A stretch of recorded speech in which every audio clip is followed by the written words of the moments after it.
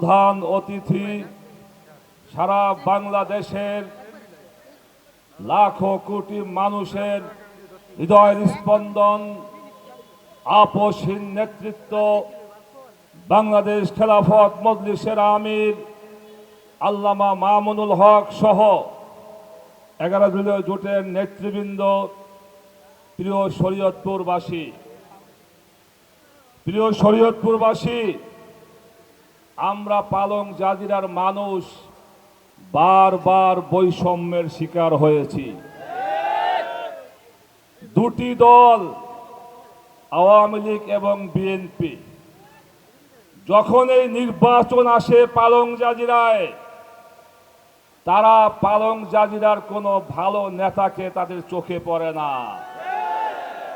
আমরা লক্ষ্য করেছি বারবার তারা সেই ডামুড্ডা থেকে নেতা এনে এই পালং জাজিরায় মনোনয়ন দেয়। কি বলেন? দিয়েছে না? আওয়ামী লীগ দিয়েছে, আব্দুর রাজ্জাক সাহেবকে দিয়েছিল, এমনি ভাবে বিএনপি দিয়েছিল হেমায়েতুল্লাহ আলম সাহেব সহ অনেককে। এখন কি হয়েছে বলেন? এখন কি হয়েছে? অর্থাৎ এই দল দুটি জাজিরা পালংয়ের নেতাদেরকে মূল্যায়ন না করে সেই দূরের থেকে এখানে নমিনেশন দেওয়া হয়। এমনি ভাবে এই দেশ স্বাধীন হওয়ার পরের থেকে 54 বছর হয়ে গেল, সারা বাংলাদেশে যতটুকু উন্নয়ন করা হয়েছে, পালং জাজিরাতে তার সিকিভাগ উন্নয়ন করা হয় নাই। বিভিন্নভাবে আমরা জাজিরা এবং পালংবাসী বৈষম্যের শিকার হয়েছি। আজকে সময় এসেছে, আমি পালং জাজিরার সন্তান, আমি আপনাদের এলাকার সন্তান। আজকে আমাদের এই শরীয়তপুর সবচেয়ে উন্নয়ন বঞ্চিত, অবহেলিত। আপনারা যদি আগামী 12 তারিখে রিকশা মার্কায় ভোট দিয়ে আমাদেরকে জয়যুক্ত করেন, আমরা কথা দিলাম আগামী 5 বছরে পালং জাজিরাকে আমরা সারা বাংলাদেশের মধ্যে উন্নয়নের মডেল করে তুলব ইনশাআল্লাহ। আজকে পালং জাজিরায় ভালো কোনো রাস্তা নাই, ভালো কোনো হসপিটাল নাই, ভালো কোনো শিক্ষা প্রতিষ্ঠান নাই। আজকে যুবকরা বেকারত্বের অভিশাপে ভুগতেছে। আজকে আমার সন্তানদেরকে নিয়ে ঘোরাফেরা করার জন্য ভালো কোনো পার্কের ব্যবস্থাও নাই। দেখেন এই যে মাঠের অবস্থা, এই যে আমরা সমাবেশ করতেছি, এই যে মাঠ, মাঝখানে আরো কত কিছু, এরপর আবারও মাঠ। অর্থাৎ এই শহরে পালং জাজিরাতে 53 বছরে খালি নাই আর নাই আর নাই। ইনশাআল্লাহ কথা দিলাম, যদি আপনারা 11 জোটকে সারা বাংলাদেশে ভোট দিয়ে ক্ষমতায় আনেন, আমরা এই পালং জাজিরাকে উন্নয়ন দিয়ে ভরপুর করে দেবে ইনশাআল্লাহ। আরেকটি বিষয় বলতে হয়, আজকে পালং জাজিরাতে রিকশার গণজোয়ার দেখে আমার প্রতিদ্বন্দ্বী ভাইদের গায়ে আগুন ধরে গিয়েছে। আজকে তারা এই শরীয়তপুরে মামলা এবং হামলার পথ বেছে নিয়েছে।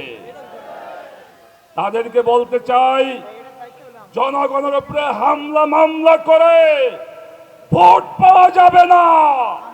জনগণের মনকে জয় করে ভোট দিতে হবে।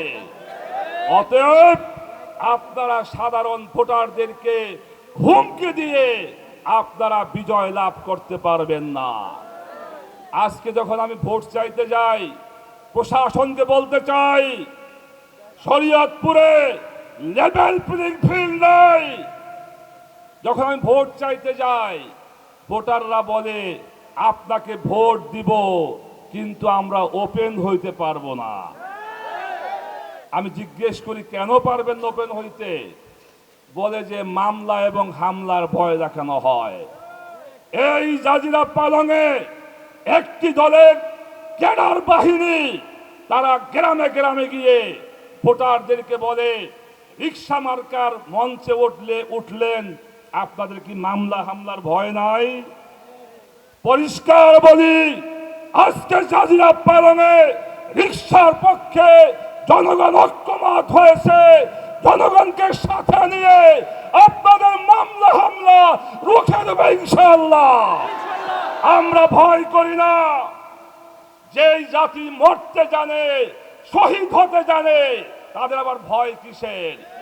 অতএব আমরা যে যুদ্ধে নেমেছি, আগামী 12 তারিখে যুদ্ধে বিজয় হওয়ার আগ পর্যন্ত আমরা মাঠ ছাড়ব না ইনশাআল্লাহ। আরেকটি বিষয় বলতে হয়, আমি ফেসবুকে দেখি গ্রামে গ্রামে গিয়া মা বোনদেরকে ফ্যামিলি কার্ড বিতরণ করে। তা আমি মনে করছি এই ফ্যামিলি কার্ড বোধহয় টাকা দিতেছে। এখন দেখি তারা বলে এটা একটা কার্ড, আমরা ক্ষমতায় গেলে আপনাদেরকে ভাতা দেওয়া হবে। আমি আপনাদের বলতে চাই, জনগণকে ধোঁকা দিয়ে বোকা বানাতে পারবেন না। আপনারা ক্ষমতায় যাবেন, এটা কোথায় পাইলেন? দেখেন না বিভিন্ন ভার্সিটিগুলিতে ছাত্র সমাজ কাদেরকে বেছে নিয়েছে?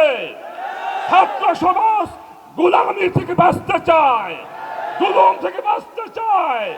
আজকে সারা বাংলাদেশে জনগণ ঐক্যবদ্ধ হয়েছে।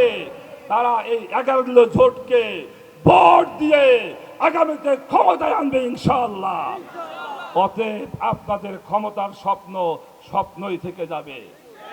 তাই আমি বলতে চাই, আপনারা আমাদের ভোটারদেরকে আতঙ্ক সৃষ্টি করবেন না। আমরা চাই সুন্দর সুষ্ঠু ভোটের পরিবেশ চাই। গত কয়েকদিন আগে নড়িয়াতে জামাত ইসলামীর ভাই সহ আমাদের এই জোটের মানুষ কর্মীদেরকে হামলা করা হয়েছে। আমরা শান্তি চাই, এজন্য আমাদেরকে দুর্বল ভাববেন না। যদি আমাদের ধৈর্যের ভাগ ভেঙে যায়, জনগণকে নিয়ে আমরা আপনাদের অপপ্রচার এবং মামলা হামলা রুখে দেবে ইনশাআল্লাহ। আরেকটি কথা বলে বক্তব্য শেষ করব। আমাদের আমিরে মজলিসের প্রোগ্রাম আছে শিবচরের পরে। আজকে যেমনিভাবে আপনারা রিকশা মার্কায় ভোট দিবেন, তেমনিভাবে গণভোটে হায়ের পক্ষে সিল মারবেন। কারণ একটি বৈষম্যহীন বাংলাদেশ, একটি সুন্দর বাংলাদেশ গড়ার জন্য হা ভোট বিজয় করা জরুরি। যদি হা ভোট জিতে যায়, জিতবে বাংলাদেশ। হা ভোট হেরে গেলে হেরে যাবে বাংলাদেশ।